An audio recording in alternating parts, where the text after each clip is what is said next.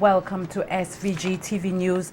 I am Jennifer Richardson. This is May 23, 2019. Here are the details.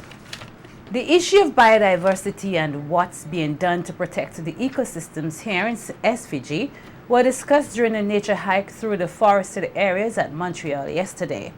Those who took part in the hike included representatives from the Sustainable Development Unit as well as other government ministries. The hike formed part of the local activities held on Wednesday, May 22nd, to celebrate International Day for Biodiversity. SVG-TV's Marvin Oliver was among the hikers and files this report. Persons who participated in a nature hike on Wednesday got the opportunity to examine firsthand the unique varieties of plant and animal life in the forested areas of Montreal. They also learned about the work being done by the Forestry Department to maintain the ecosystem of these plants and animals and the role they can play to promote the growth and development of the plant and animal life. At the beginning of the forest hike, Forestry Supervisor Casmus McLeod pointed out one area where a variety of trees being grown. He highlighted why this work was so important. What to do here is to allow light to get through so that the plants on the ground can emerge, hence adding to the biological diversity. Because the plants that are going to come up here now is not going to be the same as the ones that we have established here. We're going to have different types of seedlings coming up, a variety. In the past, when we occupy an area, we plant a particular species just to get the area under cover. But ideally, we want to resort the area to its original state, or closest possible to the original state. So in time, what we're going to do, we're going to either sell these or cut them out and allow the natural species to come through. And then you're going to eventually phase itself into a natural forest with a lot of different diversity. Further up the trail, the group examined two trees, a wax apple and a plum rose tree. McLeod explained why the trees which are created by nature are superior to those created in the lab. The gene pool in those organisms are weak, so therefore they can withstand the natural elements and the natural... Right, if, for example, look at what is happening to these leaves, right? Look at what is happening to that leaf. That's the original leaf. See the original? That's the original, that's the photocopy.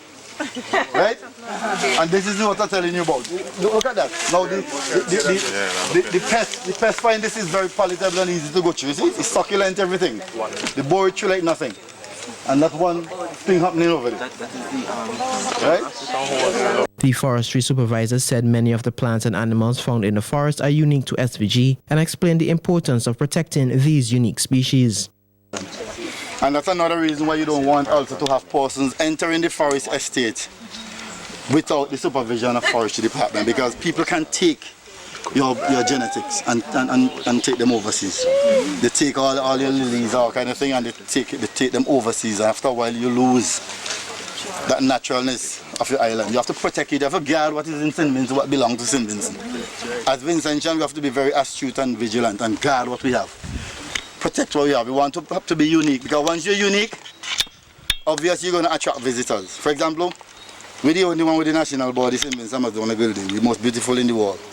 That's unique. A man would fly from all the way from Austria to come here to see our board. When he comes here, he's going to generate all kind of revenue. He has to pay a taxi, he has to pay a tour guide, he has to sleep somewhere, he has to eat, all that. And these are the ways we have to think. The participants also learned more about the Montreal water catchment, as well as some interesting historical information related to the name of the area and some of the unique resources.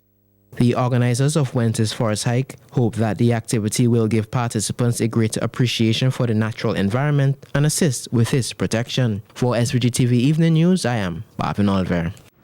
Meanwhile, discussing the issue of SVG's medicinal marijuana industry on yesterday's nature hike, Forestry Service Officer Casmus McLeod said medical cannabis requires virgin lands which can only be found in the forested areas. He said it therefore requires cultivators to plant in areas which are completely free from chemical and pesticides to produce a quality product. McLeod said the use of the forest for such an industry will have a negative impact on the ecosystem and recommends the use of greenhouse technology. And that in itself is going to be an issue, because if we're talking biological diversity, this is basically a monoculture, because it's basically a crop. And then if you're going to embark on going into the forest, then that would definitely have an impact on the biodiversity, and it would be of concern. So we basically would have to work together to come to something that is more sustainable and that is beneficial for all different parties involved, for the farmers, for forestry, for the country, for the farmers, etc. But it's something worth playing with in your mind in terms of that, in terms of consideration. But once greenhouses are constructed, and when you get around there, you will see greenhouses, and you will understand the impact of greenhouses, because under greenhouse condition, you can sterilize your soil, right? Yes, sir. And you can also control the microclimate. So I think that might be the way to go, rather than thinking of going into the forest. Because at our level at forestry, we prefer horses leave as the song said before, leave the forest alone.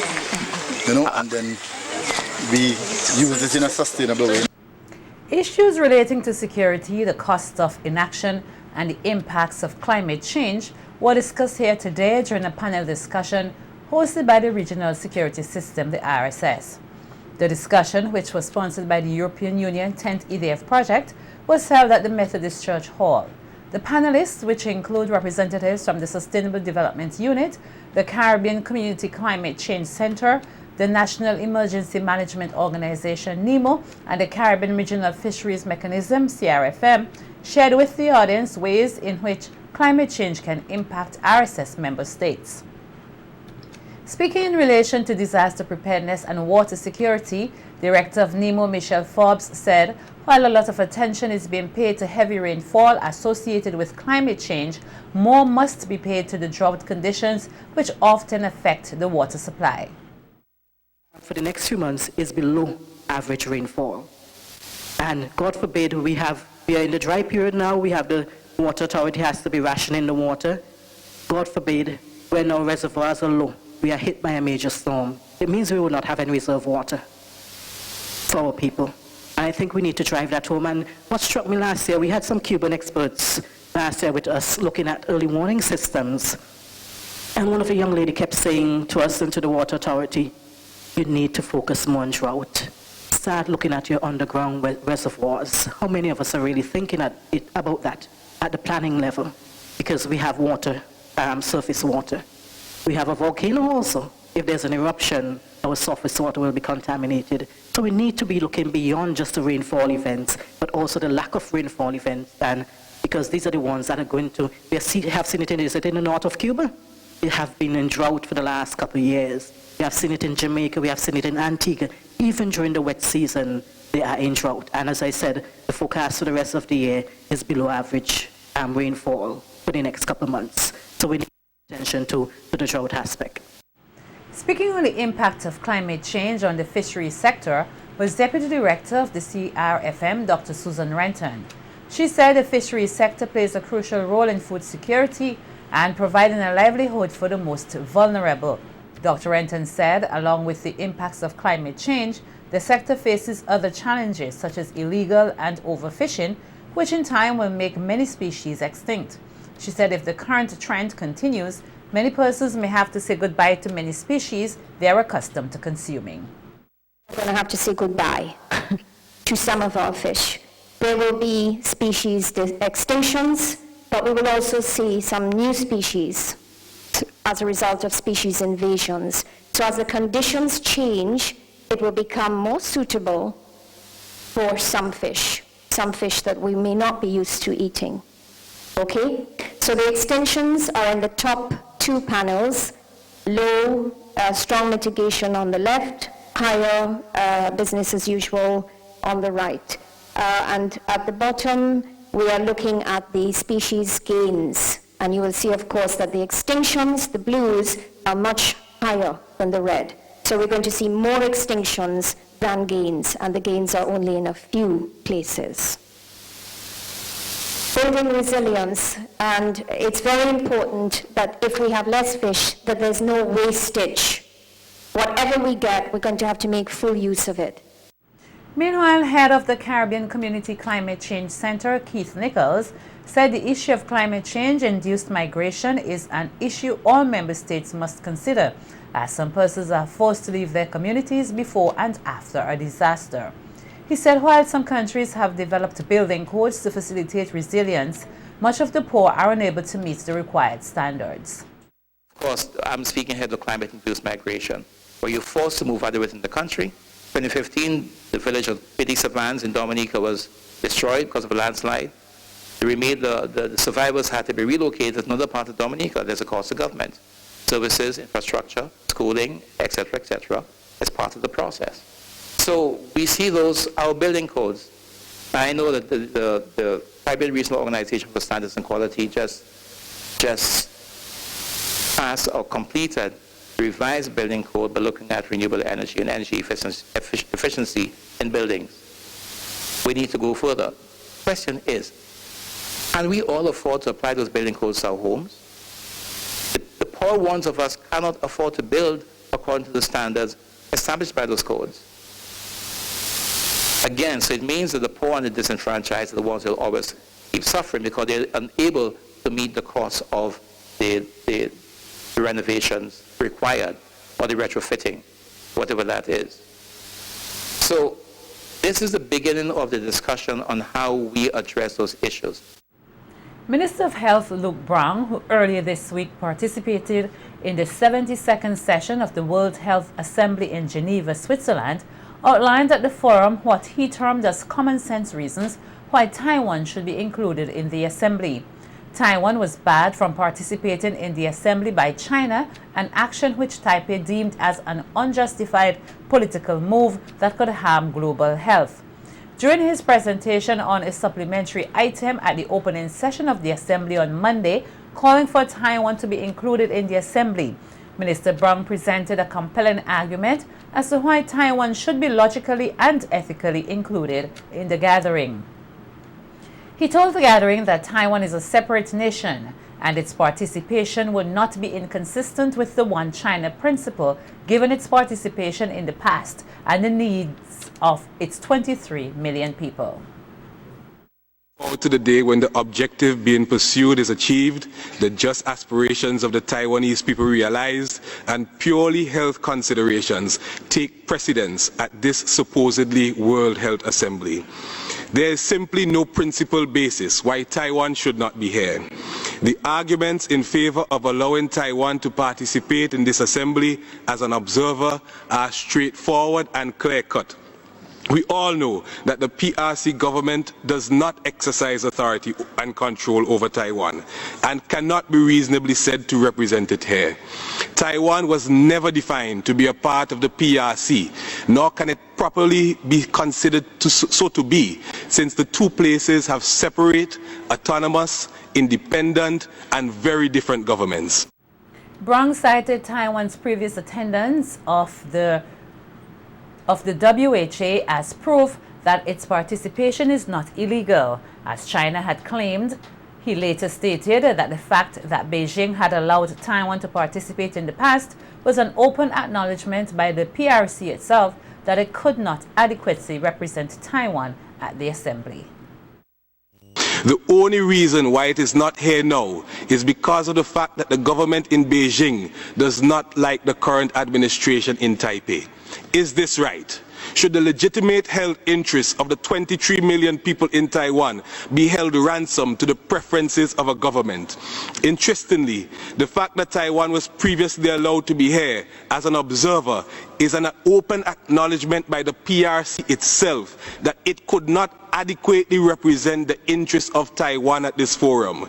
If Taiwan were really and truly a part of the PRC, should it ever have been allowed to come to this assembly as an observer?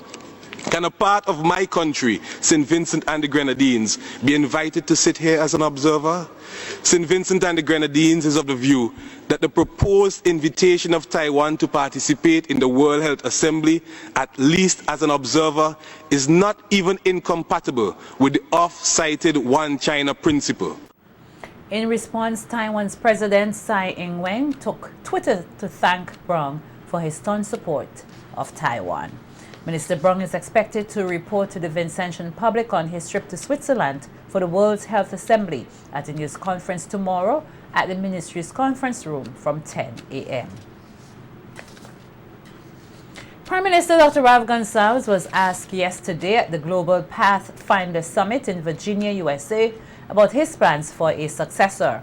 Responding to a young leader from Albania who posed the question, Prime Minister Gonsalves said on many occasions he has attempted to demit office but was turned down by his party supporters. I went to my central executive, asked them to release me. Carlos will tell you, I was the only member of the executive who voted for me to go. I did it twice. So I would really like to go. Maybe you can help me to get a better amended lyrics of Engelbert Humperdinck's "Please release me, let me go." But that, you don't know Engelbert Humperdinck, eh?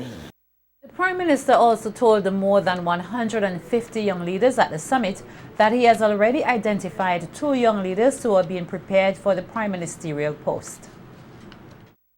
The two young men who are in line, the party sees, I'm not talking anything out of turn, the party sees them as my likely successors. One is the Minister of Finance. He is 46. And one is the Minister of Agricultural Industry, and there he's 37. And both of them are very able. They did very well at school, at university. They're lots of good experience. And Carlos will tell you that I'm harder on them than I'm on anybody else in the party, because I expect more of them. According to PM Gonsalves, his plan is to step down and work under the person who will be selected to fill his position. I would want to demit. I want to do something which hasn't been done before in our politics in the Caribbean. I wanted to give up my job as Prime Minister and have a younger member of the cabinet become Prime Minister. And I will serve dutifully under his leadership. Unfortunately, ladies, the 2 young men, the 2 young persons who are poised to take over from me, there's no young woman as yet in that group, though that they're good young women in the party, qualified young women. The PM delivered the keynote address on Wednesday at the summit under the theme Perspective on Representative Democracy. The Ministry of Education and the Royal SVG Police Force today held a march and rally for children across SVG as they focused on early literacy for Child's Month 2019. The children, primarily preschoolers and children from the Police Force DARE program, marched from Heritage Square to Victoria Park, where the rally was held. Parliamentary Secretary in the Ministry of Education, Deborah Charles, reiterated the government's position on education, particularly early childhood education. She called on teachers and parents to pay more interest in the development of the nation's children. The teacher must be you. Teach them the pros and cons of using the internet. There are lots of sites that our little ones can access which will aid their creative abilities. Read to them as regularly as you can.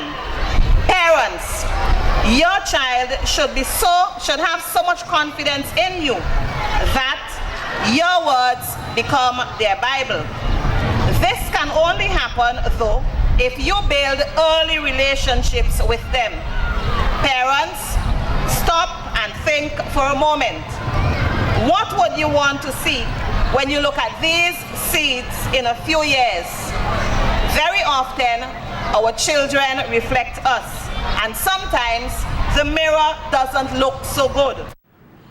The RSVG Police Force Drug Abuse Resistance Education DARE program was formed to eradicate the abuse of drugs and acts of violence in schools and the wider society. Assistant Superintendent of Police Juliana Charles told the gathering at the Victoria Park that the program has yielded positive results over the years. And programs that collaboratively offer the most comprehensive education program of its kind. They teach children how to think, how to make decisions. It is teaching students good decision-making skills that help them lead safe, healthy lives. They believes that if you can teach youth to make safe and responsible decisions, it will guide them to healthy choices. Students participating in the DARE program and those from the preschool level were given the opportunity to showcase their talent at today's rally through songs and poetry. Here is a snippet of the performances.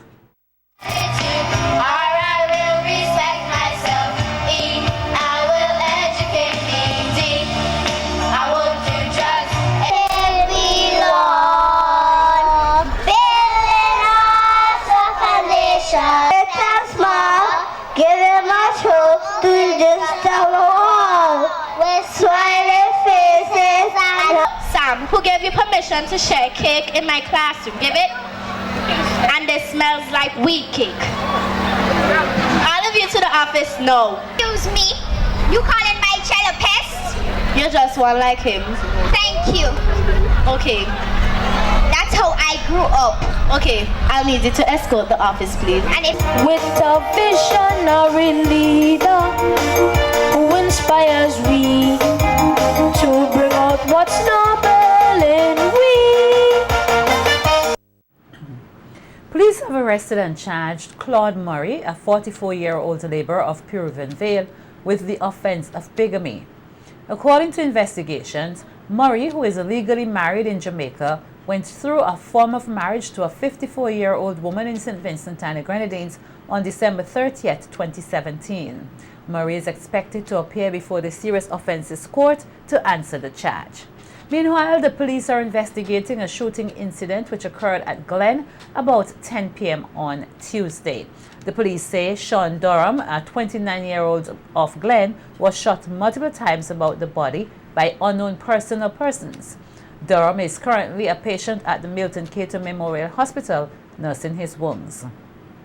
The police are advising anyone with vital information that will aid with the investigation and the prosecution of the offender or offenders or any other reports to divulge same to the Assistant Commissioner in charge of crimes at 784-456-1339. The officer in charge of the South Central Division, the STD, at 784-458-4200 or through any other police outlet they are comfortable with. Corey Hazlers Incorporated is now the new agent for King Ocean Services, a shipping company based in Miami.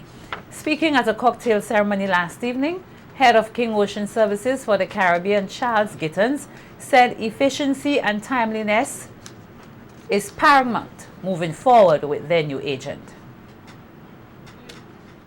LCL Services, our operation offers full services. So we will break and repack pallets, repack cargo, we will floor load containers. We do all your filing for customs, US Customs, EI filings, CARICOM invoices. And we will also take pictures and allow you to view pictures of special loading if you're required. This is an ongoing issue in the industry. Everybody, almost everybody here at some point has probably bought from Amazon or some online shop in the US. We have, and everybody has this problem, everybody does, is people send cargo incorrectly addressed. So we get 2,000 to 3,000 packages a day from Amazon. 60% of them come correctly addressed. So that means that 40% of them stay there for a week or two because the customers we have to wait for the customers to give us the right information. To aid in the improved services, Corey's Hazels Inc. have also done some restructuring. The company's financial controller, Kevin Dixon, said they are all excited to serve the people of SVG, particularly the business community. It has been in the making for a little while, but we had to make sure that everything lined up properly before we could commit to this relationship. We said to King Ocean, Thursday is your day. Your vessel has to come to St. Vincent early every Thursday. I mean, obviously weather permitting and so forth, right? There are certain things beyond our control, but everything else, you need to set your clock on Thursday is King Ocean Day. We have a great relationship with the port and other service providers and so forth, and our job is your container gets here on a Thursday, you get it Friday. That's our commitment. Don't go away, Carnival Beat is coming right up.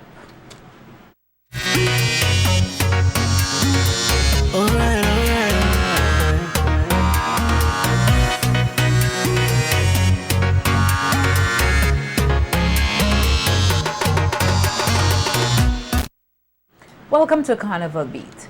Based on the reviews thus far from rural carnival activities and other activities about to take place, SVG is in for a bumper carnival season this year. So says Minister of Tourism, Sports and Culture, Cecil Sesmaki, as he addressed the news conference hosted earlier this week by the Carnival Development Corporation, the CDC.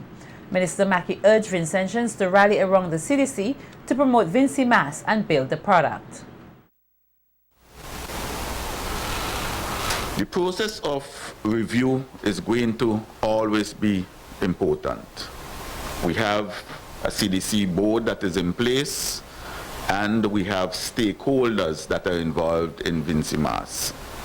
And each year, both groups, they come together and they do an assessment of what happens in that particular year.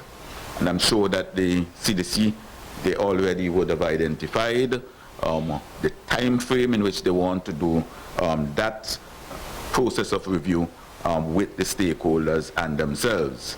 And of course, they always involve the minister and the ministry in that process. The need for feedback and input. Not only do we need to get the input and the feedback from the stakeholders and from the CDC, but from the general public, because they look at the development of Vinci Mass from different lenses than the CDC themselves and the stakeholders. And it's always important that we get their feedback year after year, the patrons, the spectators, the followers of Vinci Mass, so that we can use that input. Minister Mackey said he is pleased with the new initiatives being taken to help with the growth of Carnival.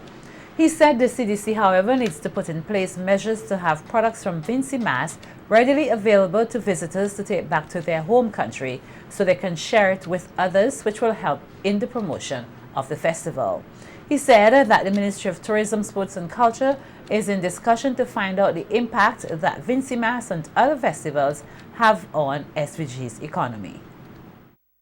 And we have basically agreed that we will engage the expertise that is available across some of the ministries and possibly the UWI in the region to do an assessment of the economic impact of Vinci Mass and our other cultural festivals on the economy of St. Vincent and the Grenadines. And that also goes to the tourism sector. We know there's the cultural component of Carnival, development of the artists, development of the various components, possibility of exporting our culture to the region and further afield. Same thing goes for tourism as well. What good does the Vinci Mass product do for St. Vincent and the Grenadines? Our arrivals, is that impacting positively on the arrivals to St. Vincent and the Grenadines? Two young soca artists have teamed up and recently released a soca collab with the aim of making it to the big yard for this year's Soca Monarch competition. Imran Pre-9 Brown, who hails from Maurice Village, and Rayon Dimitri Caruth from Victoria Village have been singing together for the past 9 years. The duo told our news team that they always have a passion for music and oftentimes get in trouble at school for making beats in the class. Brown and Caruth's goal is to make a name for themselves in the music industry, not only locally but internationally, with their eyes set on a Grammy. They said that they have been doing different genres of music under the management of Stereo Damage Entertainment, but this year they have been inspired to do soca music because of the way Vincentians party when it comes to Vincy Mass. Their only concern is to be given a fair chance. Well, I personally think the way music is done in St. Vincent and the Grenadines, not just St. Vincent and the Grenadines, is by favors and blights. You know, where a lot of the good, talented artists out there are struggling, their music are stifled. I think that that's a big problem inside the industry that should be looked into, because there are a lot of talented young men and young women out there, but they're not being heard because they don't associate with that person or that person. We're rapping one thing, St. Vincent and the Grenadines right now. It's just one country. We will build it, please. We will just come together and just hold a vibe and just do the thing and put Vincy on the map. Come on, man. That's the kind of vibe we're gonna push all the way, yeah? That's what we love. If we know we love something, we're gonna do it, yeah? Not being afraid to do it, that's what we do. With the understanding that to make it big in the music industry is not a walk in the park, the dynamic duo is encouraging other youngsters not to give up on their dreams and to work hard to accomplish what they believe in.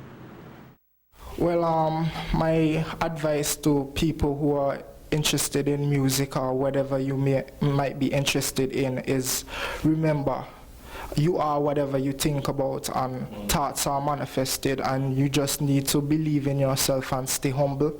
And don't forget to take advice from people who are already established out there, and you know, don't be too much up in yourself. You know, just stay humble and believe in yourself and put in the hard work, and everything will work out fine. Yeah, not being afraid to be yourself too. You know, be open with people and learn, because everything you learn from, yeah? Being open and learning things that you never understood or things you may not be paying attention to before, you know? And have a good vibe with everybody. Yeah, sometimes you mightn't have a good day, but have a good vibe still. Put it out there, because everything you think you can manifest, you can bring it out. Yeah. All right.